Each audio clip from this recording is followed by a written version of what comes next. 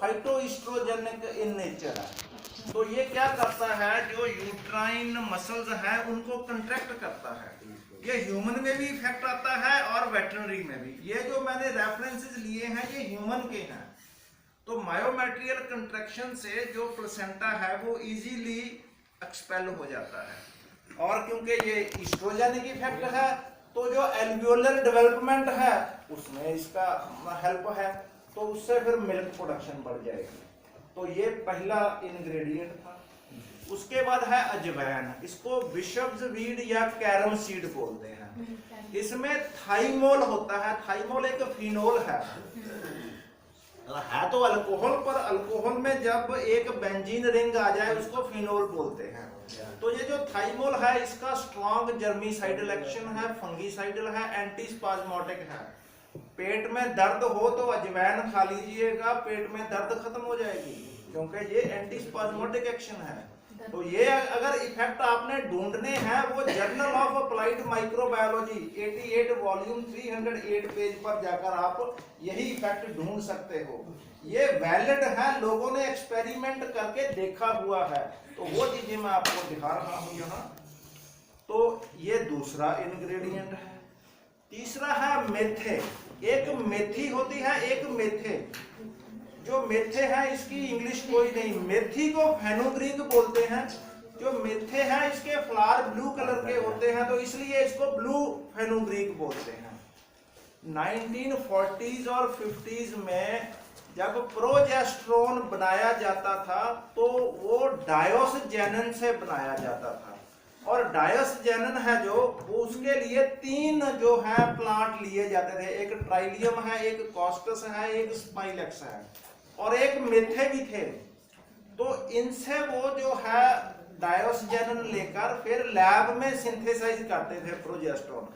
आजकल तो सारा प्रोजेस्टेरोन कंप्लीट सिंथेसिस है लैब में, उस वक्त सेमी सिंथेटिक आता था। तो ये जो डायोस्जेनन है इसका भी ईस्ट्रोजेनिक इफेक्ट है, उसकी वजह से ये भी दूध बढ़ाने में मदद करता है। किसी एनिमल का अगर कम दूध हो आफ्टर काविंग तो आप उसको 100 ग्राम ये मेथे खिला सकते हो, उससे दूध बढ़ जाएगा। कुछ थोड़ी बहुत सौंफ डाल दो तो और ज्यादा इफेक्ट आ जाएगा। उसके बाद है सोया। सोया भी सौंफ जैसा ही होता है, पर इसको दिल सीड बोलते हैं इंग्लिश में। इसमें एंटी गैस प्रॉपर्टीज होती हैं। स्टमक में अगर ब्लोट हो गया तो सोया सीड खिला दो, वो इरेक्टेशन हो जाएगी। जो गैसेज हैं वो माउथ के जरिए और इंटेस्टाइन के जरिए बाहर निकल जाएंगी। ह्यूमन में भी इसका बहुत ज्यादा यूज है। उसके ये कड़ू है। जैसे अदरक जमीन में उगता है, वो जो रूट्स होती हैं या स्टेम होता है, तो ये भी रूट्स हैं, उसको ड्राई करके हमने जो है यूज करते हैं इसको। तो इसका क्या इफेक्ट है, इसमें एपोसायानिन होता है कड़ू में, तो वो एंटी इन्फ्लेमेटरी एक्शन शो करता है। तो एक जितने भी आजकल हम फूड खाते हैं उसमें इंसेक्टिसाइड, हर्बिसाइड, ऐसे बहुत सारे मतलब केमिकल्स आते हैं, तो उसकी वजह से फ्री रेडिकल बनते हैं। और सबसे कॉमन जो फ्री रेडिकल है वो है सुपर ऑक्साइड। एक तो मैंने बताया था सुपर ऑक्साइड को खत्म करता है SOD, super oxide dismutase enzyme है। वो सुपर ऑक्साइड का फार्मूला वो लिखा हुआ O2, उसके ऊपर एक नेगेटिव साइन दिखाया हुआ है, ये वो रेडिकल का फार्मूला है। अगर ये बॉडी में बढ़ जाए तो जितनी भी सेल मेम्ब्रेन्स हैं वो डैमेज हो जाएंगी और डिजीज इंसिडेंस बढ़ जाएगी। तो ये जो कड़ू है, कड़ू का जो इथेनॉल एक्सट्रैक्ट है जिसमें एपोसायानिन आ जाएगा, तो वो ये जो फ्री रेडिकल है उनको खत्म करने में मदद करता है। मतलब ये कह सकते हैं कि जो एसओडी का काम है वो ये भी करता है। अगर आपके पास ऐसा कोई केस आ गया, आपने सभी एंटीबायोटिक लगा दिए, सभी एंटीपायरेटिक लगा दिए, फिर भी बुखार नहीं उतर रहा, उस वक्त आप कड़ू दे दो 1 हफ्ते के लिए, वो बुखार उतर जाएगा। ह्यूमन में भी ऐसा ही है, कड़ू खा लो, किसी भी तरह का बुखार है, एक बार उसने बुखार उतार देना। उसके बाद काला जीरा, ब्लैक क्यूमन, तो इसमें क्यूमन एल्डिहाइड होता है। तो क्यूमेनाल्डिहाइड जो है इसका एंटीहिस्टामिनिक एक्शन है। तो जब आफ्टर काविंग एनिमल को हम दलिया खिलाते हैं, अगर ज्यादा मात्रा में खिला दें तो उस वक्त जो है पेपिलाइटिस हो जाता है। ह्यूमन में जो पेपिला होते हैं उनकी स्लफिंग हो जाएगी, तो एनिमल खाना खाना छोड़ देगा। तो उसको प्रिवेंट करने के लिए ये काला जीरा ऐड किया जाता है। ये धौला जीरा है, इसको कैरावे सीड्स बोलते हैं इंग्लिश में। इसमें कार्बन, लिमोनिन और कार्बैक्रोल होता है। तो ये जो इसका एक तो एंथलमेंटिक एक्शन है, और अगर कहीं हार्ट बर्न हो रही है, ये जो है हमारी पेल्विक पेक्टोरल रीजन है जो जहां लंग होता है, तो वहां अगर कहीं पेन हो रही है तो उसको खत्म करने के लिए ये तौला जीरा बहुत काम करता है। तो एनिमल में भी अगर ब्रिस्केट रीजन में कहीं पेन हो, स्वेलिंग हो, तो वो खत्म हो जाएगी। उसके बाद है बड़ी इलायची, बिग कार्डेमम। जो कैल्शियम है सबसे ज्यादा बरसीम में होता है। उसके बाद प्लांट ओरिजिन का अगर कोई सोर्स देखें, सबसे ज्यादा कैल्शियम बड़ी इलायची में होता है। अगर किसी की टांगें दर्द कर रही हो तो इसको चाय में डालकर पी लो, टांगें जो दर्द है खत्म हो जाएगी, उसमें कैल्शियम जो है आ जाएगा। सबसे ज्यादा जो है कैल्शियम बरसीम के बाद बड़ी इलायची में होता है। तो ये नेचुरल सोर्स है। और दूसरा, it prevents mucus in airways, जैसे ट्रेकिया, ब्रोंकाई है, ब्रोंकियोल्स है, उनमें अगर कहीं थोड़ा बहुत म्यूकस इकट्ठा हो गया तो सांस लेने में दिक्कत आएगी। तो उसको खत्म करने के लिए ये बड़ी इलायची बहुत अच्छा काम करती है। किसी के गले में बलगम है ट्रेकिया में, तो ये बड़ी इलायची खा लो, वो ठीक हो जाएगा। सुंड, सुंड में जिंजरोल होता है। जो अदरक है, अदरक में जिंजरोल होता है। तो जब उसको हम ड्राई कर लेते हैं वो सुंड बन जाएगी, तो वो शैगेओला, उसमें जो H2O है वो उड़ जाएगा। तो फार्मूला तकरीबन सेम है, पर शैगेओल में एक OH एक्स्ट्रा लगा हुआ है। तो इसका एंटी इन्फ्लेमेटरी एक्शन है। और दूसरा, ये डाइजेस्टिव एंजाइम्स को बढ़ाता है, तो उससे डाइजेशन इंप्रूव हो जाएगी। किसी को खाना पचता नहीं है तो उसके लिए ये सुंड है, इसको मतलब पीस कर शुगर डालकर इसको थोड़ा फ्राई कर लो, वो खा लेना 10-15 रोज के लिए, तो पेट की जो प्रॉब्लम होगी वो ठीक हो जाएगी। और एनिमल में भी ऐसा ही है, 3-4 दिन देने से जो प्रॉब्लम है एनिमल की वो भी ठीक हो जाएगी। जो ब्लैक पेपर है उसको पाइपर नाइग्रम बोलते हैं। उसका जो ऊपर वाला छिलका है उसको रिंड बोलते हैं, RIND, रिंड। तो रिंड में कड़वाहट होती है, कौड़ापन जो है, कड़वाहट वो ऊपर वाले छिलके में होती है। अगर वो आप उतार दो तो उसका जो कलर है वो ग्रे कलर हो जाएगा। ये देखिए, तो इसमें पाइपरीन होती है जो ब्लैक पेपर है। पाइपरीन है जो ये BMR बढ़ा देती है। विंटर है आपके वहां, तो विंटर हो सकता है सीवियर हो, तो उस वक्त अगर किसी एनिमल को ठंड लगी, छोटे काफ हैं, वो खड़ा नहीं हो रहा, उसको ये जो भूरी मिर्च खिला दो पीस कर, उसकी BMR बढ़ जाएगी, वो ठीक हो जाएगी। तो ये तो मतलब यहाँ 10 इंग्रेडिएंट थे जो हमने काढ़े में डालकर देने हैं। एक चम्मच, मतलब 10-10 ग्राम, एक तोला। ऐसे वो कैसे बनाना है काढ़ा वो मैंने पहले आपको बता दिया। Yes sir. उसके बाद अगर मिल्क यील्ड बहुत कम है किसी एनिमल की, दूसरा एक तरीका ये भी है, आप लिनसीड, अलसी दे सकते हो, आधा किलो अलसी, और इसमें थोड़े से ग्रेन्स भी, कनक, गेहूं या मतलब मकई, वो भी आपको थोड़ी सी डालनी पड़ेगी। तो अगर वो नहीं डालोगे तो ये लेसदार बन जाएगा, तो वो एनिमल खाएगा नहीं। तो इसमें ग्रेन्स डालकर ये ऐसे 10 दिन खिला दो। आपके वहां एनिमल इतने हैवी नहीं है, मैंने 500 ग्राम लिखा है, आप इसको कम कर लो, 250 ग्राम सफिशिएंट होगा आपके एनिमल के लिए। तो ऐसे उसको ग्रेन्स में बॉयल करके हफ्ता 10 दिन दे दीजिए, उससे दूध बढ़ जाएगा।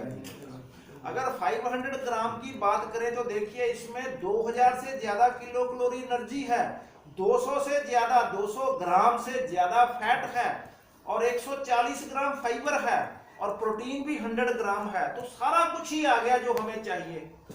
हम अगर अपने लिए दाल सब्जी बनाते हैं तो कुकर में 1 चम्मच अलसी का डाल लेना हर रोज, कभी आपको हार्ट की प्रॉब्लम नहीं होगी। ओमेगा 3 फैटी एसिड सबसे ज्यादा इसमें होते हैं, जो इंडिया में सीड्स मिलते हैं उनकी बात कर रहा हूँ। अदरवाइज सबसे ज्यादा तो ओलिव ऑयल में होता है, ओलिव सीड में, पर वो इंडिया का हिस्सा नहीं है, मतलब वो इंडिया में प्रोड्यूस नहीं होता, वो हमें यूरोप से मंगाना पड़ता है।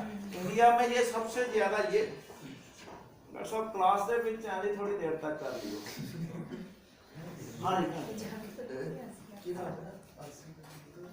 सो इसका बहुत अच्छा इफेक्ट है हार्ट के लिए।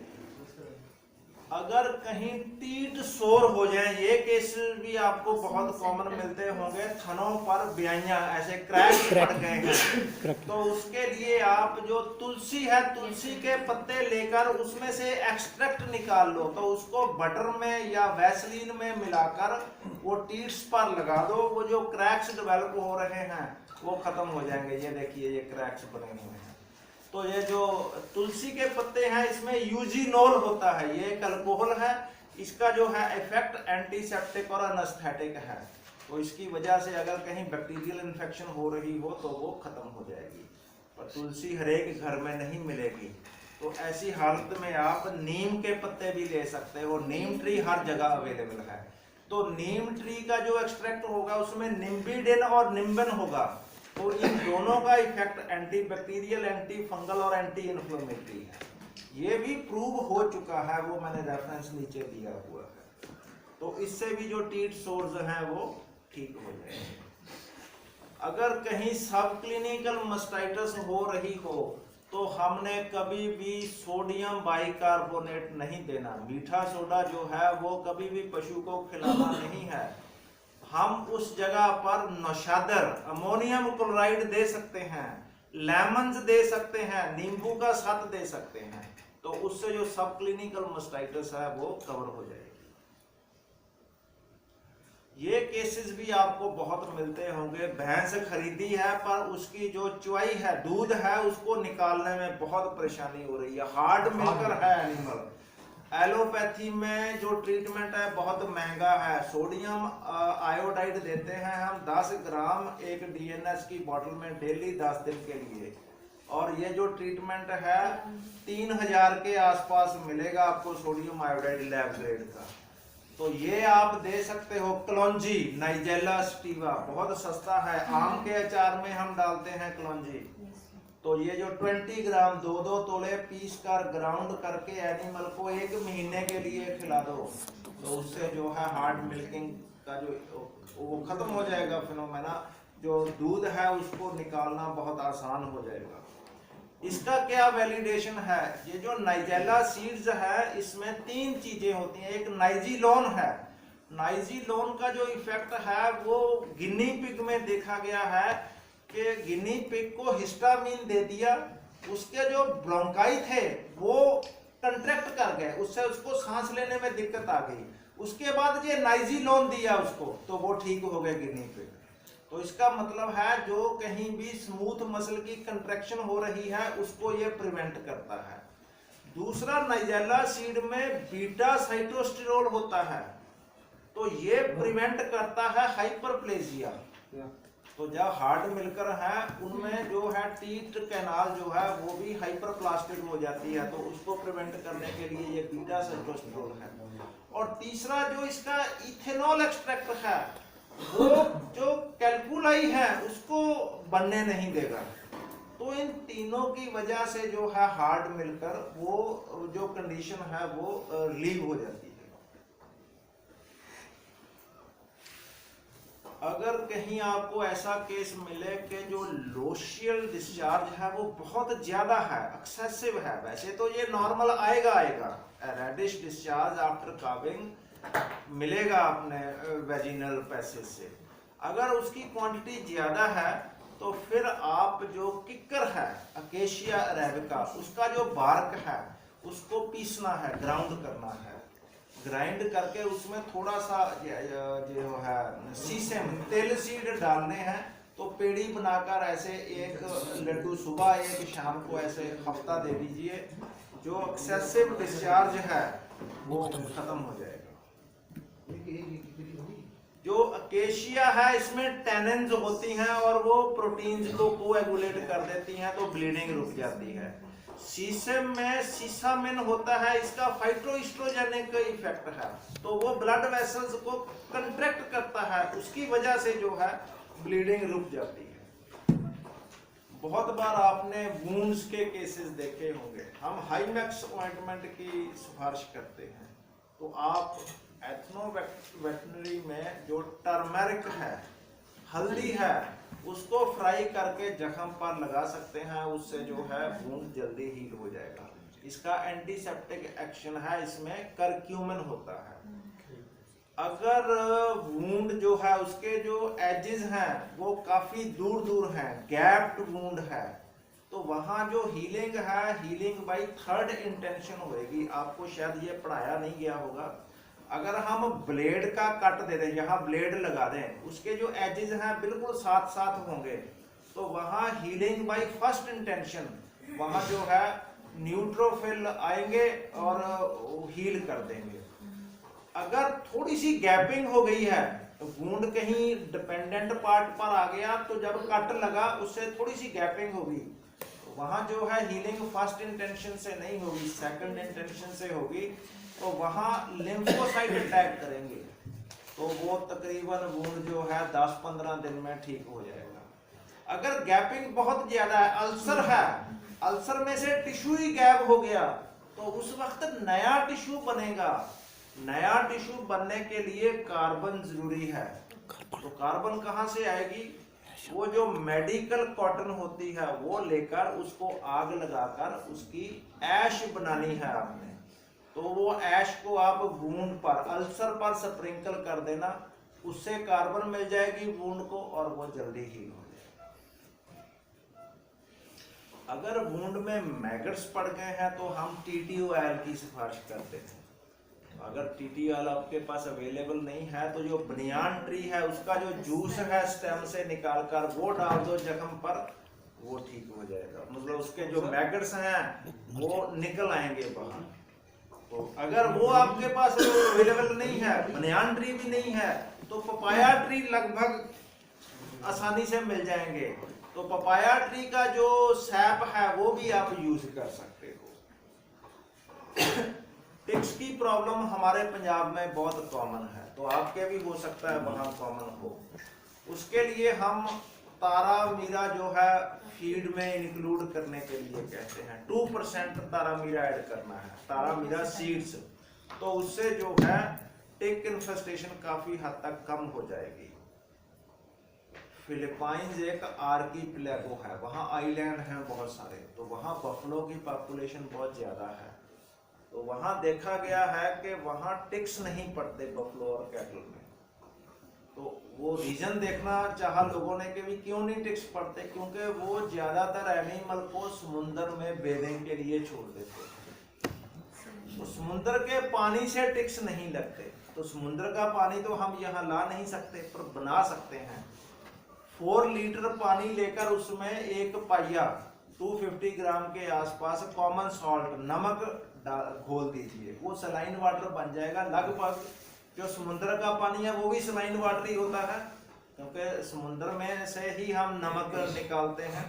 तो वो जो सलाइन वाटर है उसको आप रब कर दो कपड़े से एनिमल की बॉडी पर, 4-5 दिन आपको करना पड़ेगा, टिक्स सारे मर जाएंगे। पर एक ध्यान रखना, यहाँ जो ब्रूजेस हैं वहाँ पानी नहीं लगाना, वो एनिमल को पेन होगी। और आंख में भी वो पानी जो है सलाइन वाटर नहीं डालना, उससे भी इरिटेशन है। मेंज माइट की प्रॉब्लम वर्ल्ड ओवर है, सभी जगह है, अमेरिका कनाडा में भी है। तो ये जो फार्मूला है ये अमेरिकन का है, तो वो क्या करते हैं, जो यूज्ड इंजन ऑयल होता है उसमें सल्फर डालते हैं।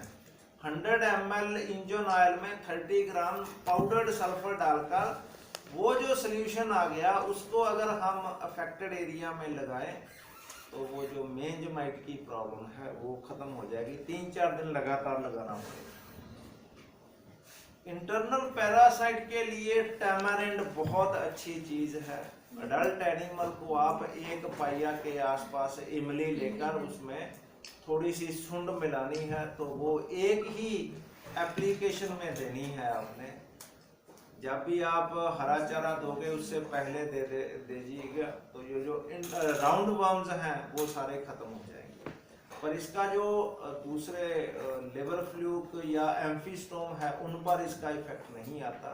तो उसके लिए एक प्लांट है मध्य प्रदेश में, यहाँ नहीं है इसलिए मैंने वो यहाँ इंक्लूड नहीं किया। वो प्लांट है महुआ प्लांट है, उसके नट्स मिलते हैं। तो वो नट्स जो हैं आपने 3 या 4 नट लेकर उसको क्रश कर लेना है। तो उसकी ऐसे 3 डोजेज, इक्वल डोजेज बना लेनी है। एक डोज आज दे दी, एक कल, एक परसों। उससे जो लिवर फ्लूक या एम्फीस्टोम है वो भी खत्म हो जाएंगे। पर वो महुआ प्लांट यहाँ अवेलेबल नहीं है, इसलिए मैंने उसको अपनी ये स्लाइड में इंक्लूड नहीं किया। अगर कोई पॉइजनिंग का केस आ गया, कोई इंसेक्टिसाइड या कोई हर्बिसाइड एनिमल खा गया, वो डेलिब्रेटली भी खा सकता है एज सच किसी बॉटल से। वो अगर कई फॉडर में स्प्रे किया हो तो फॉडर के जो प्लांट हैं उसके जरिए भी वो खा सकता है। तो अगर पॉइजनिंग हो गई है तो आपने जो लकड़ियां जलाकर कोला बना लेना है, कोले को क्रश करके ब्रीक कर लेना है, ग्राइंड कर लेना है। जब वो छोटे हो जाएंगे पार्टिकल, उसको कहते हैं हम एक्टिवेशन हो गई है, एक्टिवेटेड चारकोल बन गया। तो वो आप 250 ग्राम सुबह शाम दे दीजिए, जैगरी बनाकर दे दीजिए और पानी में डिजोल्व करके दे सकते हैं। तो ऐसे 3-4 दिन दे देना, तो वो जो टॉक्सिसिटी है वो कम हो जाएगी। ह्यूमन में भी अगर किसी ने डेलिब्रेटली कोई दवाई पी ली सुइसाइड करने की कारण, तो वहां भी आप ये चारकोल दे सकते हो। तो ये जो है, जो भी पॉइजन होगी उसका जो मॉलिक्यूल है वो इसके साथ एब्जॉर्ब हो जाएगा। तो वो एब्जॉर्ब नहीं हो पाएगा ब्लड में, तो इंटेस्टाइन में ही रहेगा, टॉक्सिसिटी के साइन नहीं आएंगे। अगर कहीं कॉन्स्टिपेशन का केस मिल जाए आपको, तो आपने अमलतास के दरख्त देखे होंगे, ये सामने खड़ा है, तो बिल्डिंग के बिल्कुल बगल में वो सामने दिख रहा है, यहाँ से भी अमलतास का दरख्त। उसमें जो है फ्रूट बड़े लंबे सारे होते हैं, फलियां। तो वो पहले ग्रीन कलर की होती हैं, जब ये मैच्योर हो जाएंगी ये ब्लैक कलर की हो जाएंगी, बिल्कुल सूख जाएंगी। उसको हम गलक्कड़ बोलते हैं यहाँ। तो वो आपने 750 ग्राम गलक्कड़ लेकर उसको क्रश करके आपने बॉयल करना है पानी में। जब वो अच्छी तरह बॉयल हो जाएगा तो उसमें 250 ग्राम गुलकंद, स्वीटेंड रोज पेटल्स डालनी है। तो वो जो काढ़ा बन गया वो आप जब एनिमल को दोगे तो it will act as bulk purgative, तो उससे जो कॉन्स्टिपेशन है वो दूर हो जाएगी। पर ये फार्मूला जो है, जो अर्ली केसेस होंगे 1 या 2 दिन पुराने, उनके लिए ही है। अगर कोई 1 हफ्ता पुराना केस है वहां ये काम नहीं करेगा। तो उसके लिए हमें बिटर एप्पल लेना पड़ेगा। इसको हम कौड़े तुम्बे बोलते हैं अपनी भाषा में, आप वहां कुछ और बोल सकते हो, पर बिटर ककम्बर या बिटर एप्पल इंग्लिश में बोलते हैं। और बोटेनिकल नेम है इसका सिट्रुलस कोलोसिंथिस। तो इसको हमने काट कर इसका अचार डालना है। ये पहले से बना हुआ लेना पड़ेगा आपको। एज सच जो ये फ्रूट हैं ये काम नहीं करेगा। इसका अचार डाला होता है, तो वो 4-4 फाड़ियां आप एनिमल को दे सकते हो, या ये ड्राइड फॉर्म में हो सकता है तो एक कड़छी आप एनिमल को खिला सकते हो। तो 3-4 रोज में जो उसकी कॉन्स्टिपेशन है वो ठीक हो जाएगी। ये देखिए, ये वही कौड़े तुम्बे हैं, और इसमें colocynthin, gum, pectic acid, calcium और मैग्नीशियम फास्फेट होता है। All these act as hydragogue cathartic. ये बॉडी में जो एक्स्ट्रा सेलुलर फ्लूइड होता है उसको इंटेस्टाइन में लाता है, तो उससे जो है कॉन्स्टिपेशन रिमूव हो जाएगी। छोटे काफ में अगर कॉन्स्टिपेशन है तो आप ऑयली परगेटिव दे सकते हो, ऑयल्स दे सकते हो। सीसम ऑयल है, लिंसीड ऑयल है, मस्टर्ड ऑयल है, अपने सोयाबीन ऑयल है, सनफ्लावर ऑयल है। ये कोई भी ऑयल जो आपके वहां अवेलेबल होंगे, हो सकता है वो कॉस्टली हो। बादाम का तेल मैं नहीं जानता कि ये क्या रेट होगा, अखरोट का तेल भी पर अवेलेबल होंगे वहां, वो भी आप यूज कर सकते हो। इसबगोल भी आप यूज कर सकते हो। तो छोटे काफ के लिए ये जो है इसबगोल ड्राइड फॉर्म में आता है, तो ये भी बल्क परगेटिव का काम करता है। एक ध्यान रखना, अगर एनिमल ऑलरेडी डिहाइड्रेटेड है तो हो सकता है ये वहां काम ना करे, तो ये आपको देखना पड़ेगा उसका हाइड्रेशन स्टेटस क्या है, अदरवाइज ये डिहाइड्रेशन बढ़ा देगा। तो ये वेजिटेबल ऑयल की बात की थी मैंने, ये हम पहले कर चुके हैं। अगर ब्लोट हो गया तो ब्लोट के लिए आप टीटी ऑयल दे सकते हो उसमें वेजिटेबल ऑयल में डालकर, पर टीटी ऑयल ये ध्यान रखना है 30 ml से कभी भी एक्सीड नहीं करना चाहिए, अदरवाइज ल्यूमिनाइटिस हो जाएगी। तो दूसरा, अगर ग्रेन्स ज्यादा खाने से ब्लोट हो गया, किसी ने ओवर फीडिंग करा दी ग्रेन्स की, किसी के घर शादी थी, मैरिज थी, वो जो चपाती वगैरह है वो बच गई तो सारी एनिमल को डाल दे, तो वहां ब्लोट हो जाएगा। तो अगर ऐसी सिचुएशन आ गई तो उसके लिए सबसे अच्छा तरीका है एक रस्सी लेकर उसके मुंह में डाल दो, जैसे हम इक्वाइंस में हाल्टर डालते हैं, लगाम डालते हैं मुंह में, तो वैसे ही एक रस्सी बांध दो, वो रस्सी को चबाएगा, उससे सैलिवेशन होगी, सलाइवा निकलेगा। सलाइवा में सोडियम बाइकार्बोनेट होता है, जब वो इंजेस्ट करेगा तो ह्यूमन में जितने भी एसिड हैं, लैक्टिक एसिड है, प्रोपेनिक एसिड, बुटारिक एसिड, ये सारे ग्रेन ओवरडोज के कारण ज्यादा मात्रा में बन जाते हैं, तो उनको वो नलिफाई कर देगा, तो ब्लोट नहीं होगा। So put a rope in the animal's mouth and tie it around head. So it will cause hypertialism. उस कंडीशन को टायलिज्म बोलते हैं, जब ज्यादा सलाइवा प्रोड्यूस होगा तो उसकी वजह से जो ब्लोट है वो खत्म हो जाएगा। अगर काफ में डायरिया है तो ये आप मेथड जो है फार्मूला बहुत आसानी से यूज कर सकते हो। चाय जैसे बनाते हैं, पानी में चाय पत्ती डाल दो थोड़ी ज्यादा मात्रा में, 1 कड़छी, तो वो जो जब उबल जाएगी तो उसके बाद उसको स्ट्रेन करके फेंक देना, जो पत्ते होंगे, जो पीछे पानी बच गया उसमें थोड़ी सी सुंड लाकर एनिमल को पिला दो। वो काफ में अगर डायरिया है तो वो खत्म हो जाएगा।